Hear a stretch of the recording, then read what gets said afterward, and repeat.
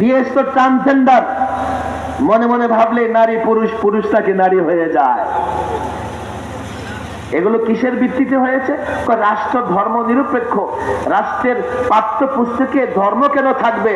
আরে যদি ধর্মই না থাকে তো মুসলমানদের ইসলামী বইয়ে দুর্গার ছবি তোমরা কেন দিয়েছো? এই ধর্ম নিরপেক্ষতাবাদীরা যতই বলুক ধর্ম নিরপেক্ষ, তারা শুধু আসলে ইসলাম নিরপেক্ষ। ইসলাম ছাড়া বাকি সব ধর্মের পক্ষে। সেকুলারিজম প্রতিষ্ঠা করবার পরে তারা যা করেছে, এখন আমাদের কাজ হচ্ছে সংবিধান সংশোধন করা, আমাদের কাজ হচ্ছে ফ্রিবাদ সংশোধন করা। আমরা তাই করছি। কিন্তু এই ইসকন জঙ্গি সংগঠন, তারা ফেসিবাদের পক্ষে ছিল, এই জন্যই ফেসিবাদ ইসলামের বিরুদ্ধে ছিল। আজকে রাষ্ট্রকে অস্থিতিশীল করে, নৈরাজ্য সৃষ্টি করে তারা ফেসিবাদকে ফিরিয়ে আনতে চায়। কথা ঠিক না বেঠে? ইসকনের ষড়যন্ত্র একটা দেশের বিরুদ্ধে ষড়যন্ত্র, আরেকটা ইসলামের বিরুদ্ধে ষড়যন্ত্র। আর পলাতক তিনি পার্শ্ববর্তী দেশে শ্বশুর বাড়িতে বসে বসে দেশের বিরুদ্ধে ষড়যন্ত্র করতেছে। কিছুদিন আগে হঠাৎ করে বললেন, এই নেতা কর্মীরা ট্রাম্পের ছবি নিয়ে মাঠে নামো, তাহলে তোমাদের উপর যদি জুলুম করে আমি ট্রাম্পকে বলবো, মিস্টার ট্রাম্প আমি তোমার আশেক, তোমার ছবি নিয়ে মাঠে নামছি, দেখো এই অন্তর্বর্তীকালীন সরকার, ডক্টর ইউনূসের সরকার, আমি একজন তোমার আশিকি রেখি করছে, এই লাঠি পেটা করছে, তুমি এক জাহাজ সৈন্য পাঠায় আমার একটু শ্বশুর বাড়ি থেকে বাবার বাড়ি নিয়ে যাও। এখন আবার ইসকনকে উস্কানি দিতেছে। ইসকনের উপর যদি কোনো ধরনের আইনি ব্যবস্থা নেওয়া হয়, তখন বলা হবে কি, হায় হায় হায়, সংখ্যালঘুদের উপর টর্চার করা হচ্ছে, নির্যাতন করা হচ্ছে। তখন কি হবে? মিস্টার মোদি, কসাই মোদি বলবে, হ্যাঁ আমি পেশাব খাই, যারা পেশাব খায় তাদের উপর নির্যাতন বরদাস্ত করতে পারবো না। ইসকন মূলত নরেন্দ্র মোদি, যদিও তারা ওই নরেন্দ্র মোদির অর্থ এবং পয়সার মাধ্যমে দেশকে অস্থিতিশীল করতেছে, প্রকৃতপক্ষে তারা নরেন্দ্র মোদীকে আমন্ত্রণ জানাচ্ছে দেশের বিরুদ্ধে, দেশে আগ্রাসন চালাবার জন্য, এই দেশের স্বাধীনতা সার্বভৌমত্ব নষ্ট করবার জন্য। বলবেন হুজুর, স্বাধীনতা নষ্ট হলে বড় সমস্যা কি? শোনো, দেশ স্বাধীন থাকলে ইসলাম পালন করতে পারবে, দেশ আক্রান্ত হলে ইসলাম পালন করতে পারবে না, দেশ আক্রান্ত হলে মুসলমান ইজ্জতের সঙ্গে বসবাস করতে পারবে না। এই জন্য দেশটাকে স্বাধীন রাখতে হবে, ফেসিবাদ মুক্ত রাখতে হবে। তবে হ্যাঁ, যতই ট্রাম্পের ভয় দেখাও, যতই কসাই মোদির ভয় দেখাও, আমি ছাত্র জনতাকে বলি, যুবকদের বলি, 5 আগস্টে যখন দেশে একটা পরিবর্তন হয়, দ্বিতীয়বার রাষ্ট্র স্বাধীন হয়, এই ছাত্র জনতা আমেরিকার উপর ভরসা করে লড়াই করে নাই। এই ছাত্র জনতা নরেন্দ্র মোদির ভয়ে লড়াই ছেড়ে দেয় নাই, আপোষ করে নাই। এর মানে হচ্ছে তারা নরেন্দ্র মোদিকে পরোয়া করে না। এর মানে হচ্ছে তারা ট্রাম্পের উপর ভরসা রাখে না। রাষ্ট্রের মহাব্বতে, ইসলামের মহাব্বতে তারা রক্ত দিয়েছে, সংগ্রাম করেছে, যুদ্ধ করেছে। আরে যখন ফেসিবাদ ছিল তারা পরোয়া করে নাই, এখন ফেসিবাদ পালিয়েছে, পরোয়া করবার দরকার নাই। ট্রাম্পকে তোমরা নিয়ে আসবে, ট্রাম্পকে আমরা পরোয়া করি না। দেখো এই তালেবান যখন আমেরিকা নেটোর সোলজারদের বিরুদ্ধে লড়াইয়ে, প্রতিরোধ যুদ্ধে অবতীর্ণ হয়েছে, এই আমেরিকা নেটোর সোলজাররা কাঁথা কম্বল নিয়ে পালাবার সুযোগ পায় নাই। আমরা আমেরিকা বলো, নেটো বলো, আল্লাহর কসম পরোয়া করি না, পৌত্তলিকতাকে পরোয়া করি না। মদিনা রাষ্ট্র কায়েম করেছিলেন আল্লাহর নবী মুহাম্মদ আরবি। মদিনা রাষ্ট্র কায়েম করবার পরে চতুর্দিক থেকে পৌত্তলিক, ইহুদি, কাফের, বেঈমান, মুশরিক, মদিনার ভিতর থেকে মুনাফিকরা ষড়যন্ত্র করেছিল মদিনা রাষ্ট্রকে ধ্বংস করে দেবে। সাহাবায়ে কেরাম আল্লাহর নবীর নেতৃত্বে মদিনার চতুর্দিকে গর্ত খনন করে মদিনাকে হেফাজত করেছিলেন। এক এক সাহাবীর পেটে পাথর বাঁধা ছিল, এক এক সাহাবী কতটা জুলুম অত্যাচার সহ্য করে মদিনায় এসেছেন। মদিনায় এসে না খেয়ে পেটে পাথর বেঁধে গর্ত খনন করে মদিনাকে হেফাজত করেছেন।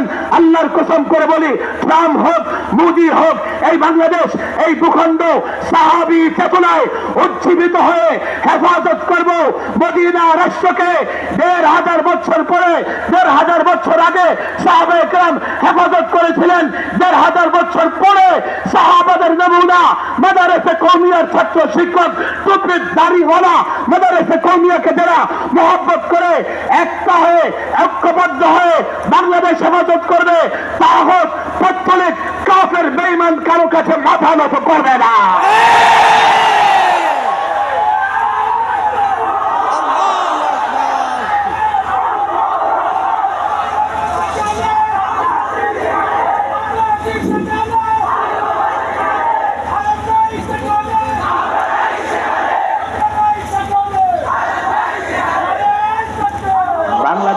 বাংলাদেশে সংখ্যালঘুরা জামাই আদরে আছে। এর কারণ হচ্ছে এদেশের সংখ্যাগরিষ্ঠ মানুষ মুসলমান, কথা ঠিক না বেঠিক? আর ইসলাম এই শিক্ষা দেয় না যে অন্য ধর্মের লোকদের উপরে আক্রমণ করো, জবরদস্তি করো। ইসলাম এই শিক্ষা দেয় না। এই জন্যই এদেশের যুবক কখনোই অন্য ধর্মের কাউকে ধরে জোর করে নাই যে আল্লাহু আকবার বলো। যেহেতু ইসলাম ছাড়া তাদের সনাতন ধর্ম বলো আর ইসকন বলো, তারা জঙ্গিবাদ সন্ত্রাসবাদ শিক্ষা দেয়, তারা জুলুম শিক্ষা দেয়। এই জন্য তাদের লোকেরা মুসলমানদের ধরে জোর করে বাধ্য করেছে যে জয় শ্রীরাম স্লোগান দাও, কথা ঠিক না বেঠে? এদেশের সংখ্যালঘুরা কেন নিরাপদ? যেহেতু ইসলামে সবাই নিরাপদ। এদেশের সংখ্যালঘুরা কেন নিরাপদ? এদেশের সংখ্যাগরিষ্ঠ মুসলমান, তাদের ধর্ম ইসলাম এই শিক্ষা দেয় না যে তোমরা অন্য ধর্মের উপর আঘাত করো।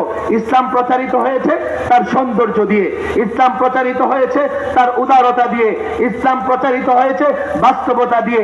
ইসলাম প্রচারিত হবার পেছনে জঙ্গি কিংবা সন্ত্রাসী কর্মকাণ্ড ছিল না, থাকতে পারে না। আর এতটা নিরাপদ এ কথা আমি কেন বলবো?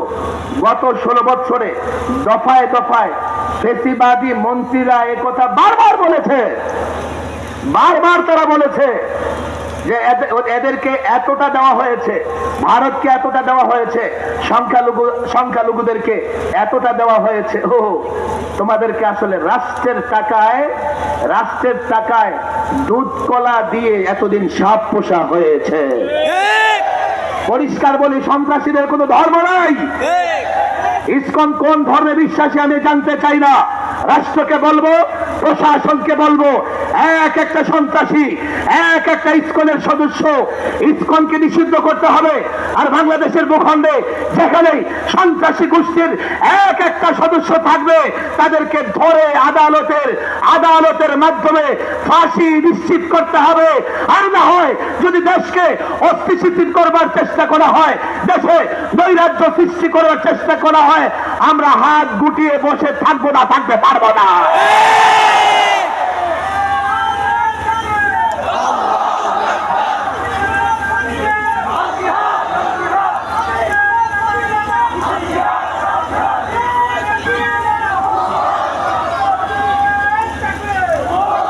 দেড় হাজার বছর ধরেই ইসলাম শেষ করবার ষড়যন্ত্র হয়েছে। এখন নতুন করে ইসকন এই দায়িত্ব নিয়েছে, পারবে না, ওরাই ধ্বংস হয়ে যাবে, কথা ঠিক না বেঠিক? রাত অনেক হয়েছে এমন নয়, আবহাওয়া অত্যন্ত খারাপের দিকে যাচ্ছে, বাইরে প্রচন্ড বৃষ্টি হচ্ছে। আমি ছাত্র সমাজকে বলি, আমরা সচেতন থাকবো তো ইনশাআল্লাহ। তাদের এখন বড় টার্গেট হচ্ছে তারাই কি করবে, কোনো না কোনো সংখ্যালঘুর বাড়ি ঘর মন্দিরে আক্রমণ করবে, আক্রমণ করে দায় চাপাবে মুসলমানদের উপরে, কথা ঠিক না বেঠিক? আমরা তো আক্রমণ করব না, আমরা কাউকে আক্রমণ করতে দেব না, আমরা সজাগ থাকবো, কথা ঠিক না বেঠিক? অনেক তারা মুসলমানদের বিরুদ্ধে বলেছে যে বাংলাদেশে ইসলামী শক্তি আসলে তারা নিরাপদ না, অথচ 5ই আগস্টে যখন প্রশাসন নাই, থানাগুলোতে আগুন জ্বলতেছে, তাদের নিরাপত্তা দিয়েছে ইসলামী শক্তি, টুপি দাড়িওয়ালারা। ইসলামের কাছেই তারা নিরাপদ। যেমন নিরাপদ ছিল আগে ভারতবর্ষে, আরে শুধুমাত্র মোগলরা 400 বছর ভারত শাসন করেছে। এই মোগলরা যদি দর্জন করে জোর করে মুসলমান বানাইতো, এই ভারতে হিন্দু সম্প্রদায়ের লোক খুঁজে পাওয়া যেত না। জোর করে কাউকে মুসলমান বানানো যায় না। পরিষ্কার বলি, তোমরা নিরাপদ, তোমরা নিরাপদে থাকো। আর তোমাদের ভিতরে যারা ফেসিবাদকে ফিরিয়ে আনবার জন্য সন্ত্রাসী কর্মকাণ্ড করছে, আমাদের সঙ্গে মিলে তাদেরকে ধরিয়ে দাও, যাতে এই রাষ্ট্রে শান্তি প্রতিষ্ঠিত হয়, স্থিতিশীলতা প্রতিষ্ঠিত হয়। আমরা সজাগ থাকবো তো ইনশাআল্লাহ, সজাগ থাকবো তো ইনশাআল্লাহ। ইসলামের সৌন্দর্য দিয়া সংখ্যালঘুদেরকে ইসলামের পথে আহ্বান করবো তো ইনশাআল্লাহ। আল্লাহ তাবারক ওয়া তাআলা তৌফিক দান করুন। ওয়া মা তাওফীকি ইল্লা বিল্লাহ ওয়া মা আলাইনা ইল্লাল বালাগ।